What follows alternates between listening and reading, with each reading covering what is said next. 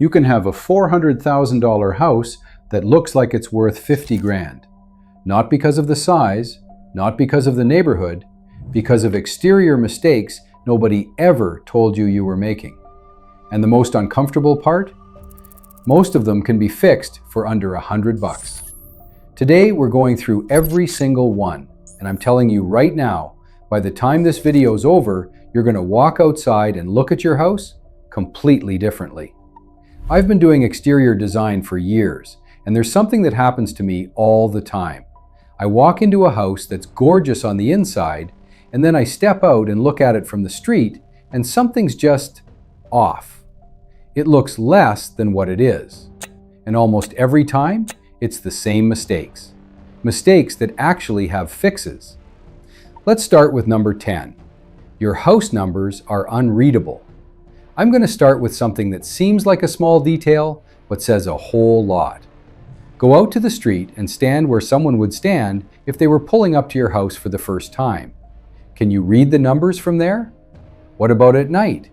Do they even match the style of your house, or are they just stuck there because they came with the place and nobody ever bothered to swap them out?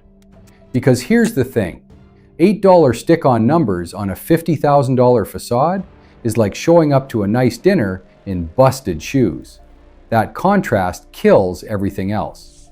And once someone notices you didn't think about that detail, they start wondering what else you didn't think about. What actually works is replacing them with floating metal numbers mounted at eye level with good contrast against the wall.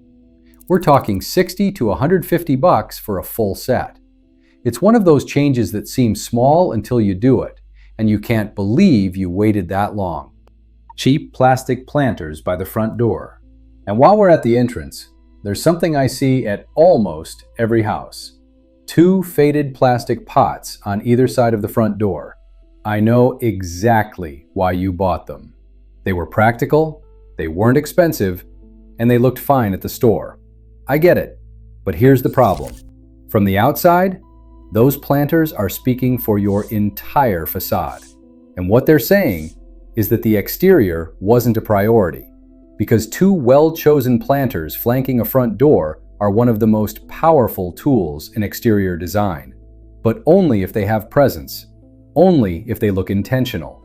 And the good news is, you don't have to spend a ton to fix it.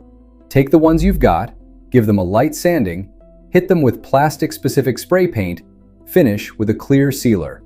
$20 and they look completely different. You'll see the difference from the street that same day. Electrical cables running across your facade. Now I want you to do something. Look at your facade like you're seeing it for the very first time. Are there cables running across the wall? Power? Internet? Cable? They've been there so long you probably don't even notice them anymore. But everyone who comes to your house does. And here's what nobody tells you.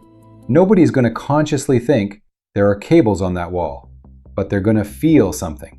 They're going to feel like the house isn't finished, like there's stuff that still needs to be dealt with, like someone put them there and nobody ever cared enough to hide them. It's a feeling you can't quite name, but it completely changes how everything else is perceived. The quickest fix out there? Spray paint that matches your wall color. $20, one Saturday morning. And those cables visually disappear. If you can invest a little more, there are cable channels that cover them completely and can be painted to match. But start with the basics. The impact is immediate.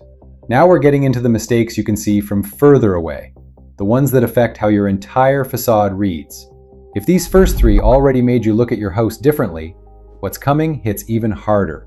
Drop a like so this video reaches more people who need to see it, and let's keep going. Light fixtures that are too small or out of proportion. This is the #1 mistake builders make to cut costs. They slap undersized light fixtures all over the facade. And from inside, up close, they look fine. The problem is, your house isn't experienced from the inside looking out. There's a rule we always use in exterior design. The light fixture next to your door should be roughly 1/3 the height of that door. And here's something that surprises almost everybody. From the street, any fixture looks about half its actual size. That light that looked perfect at the store? On your facade, it looks like a toy.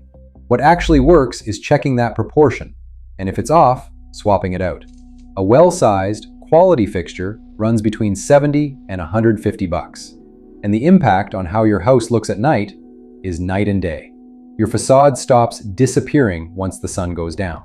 Glossy paint finish on exterior walls. This is one that very few people know about, and it makes a huge difference. Go outside on a sunny day and look at your facade. Are there light reflections bouncing off the walls?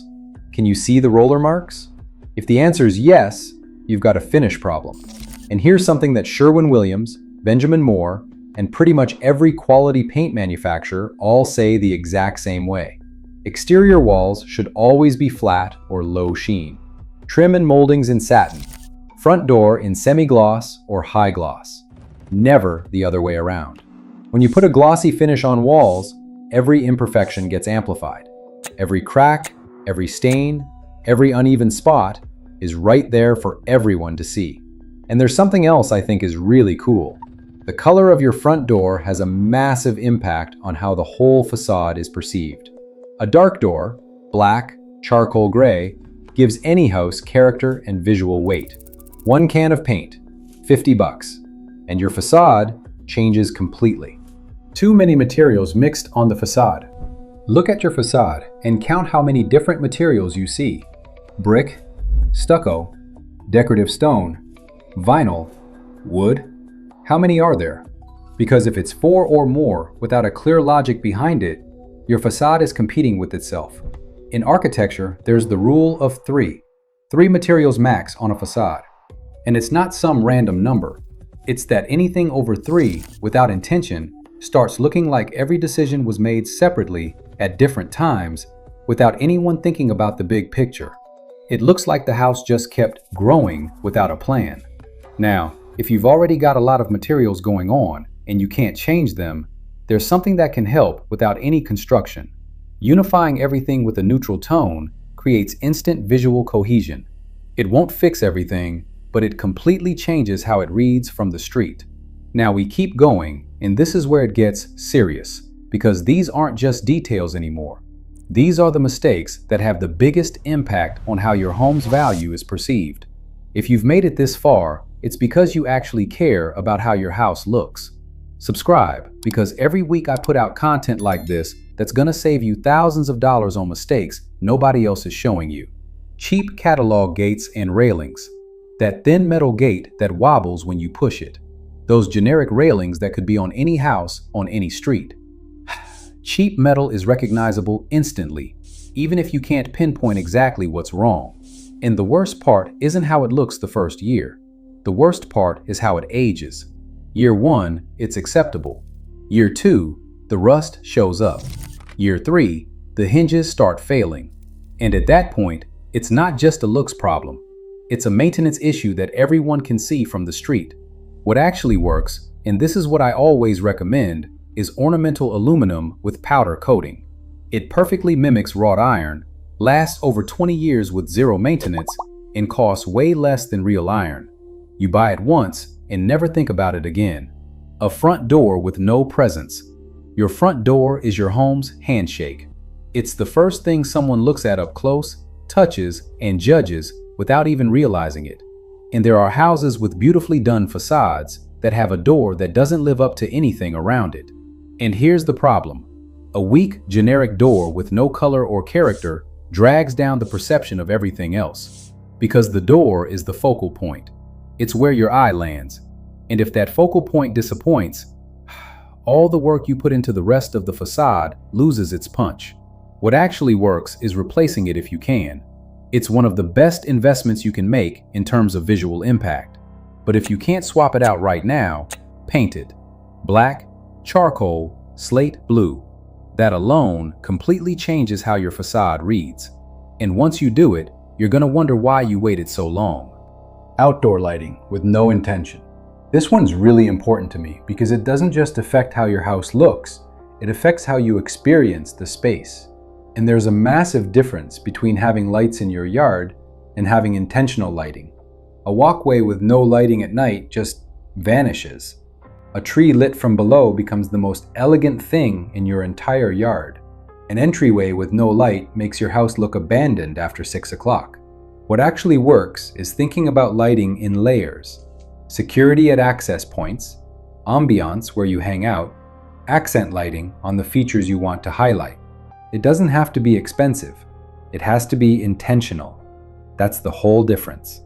No landscaping, or neglected landscaping. And we've made it to number 1. It's number 1 because it's the mistake that transforms a facade the most when it's fixed and destroys it the most when it's ignored. There's no middle ground with landscaping. Uncut grass, shapeless bushes, bare dirt, everybody gets that.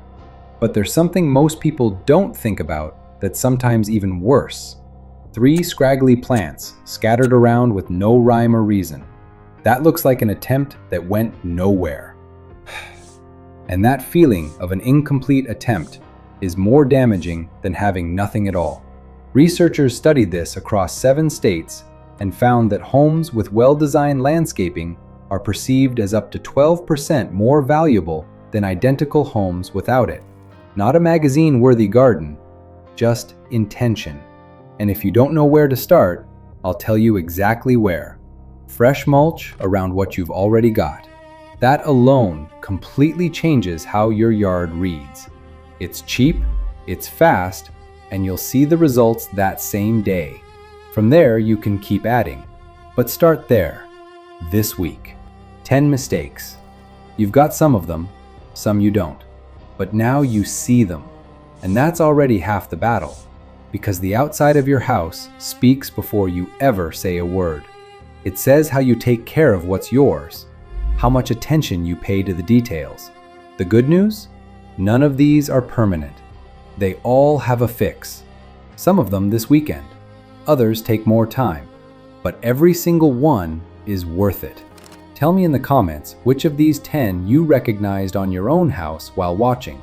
Whichever one comes up the most, I'll do a full deep dive in the next video with the step-by-step on how to fix it.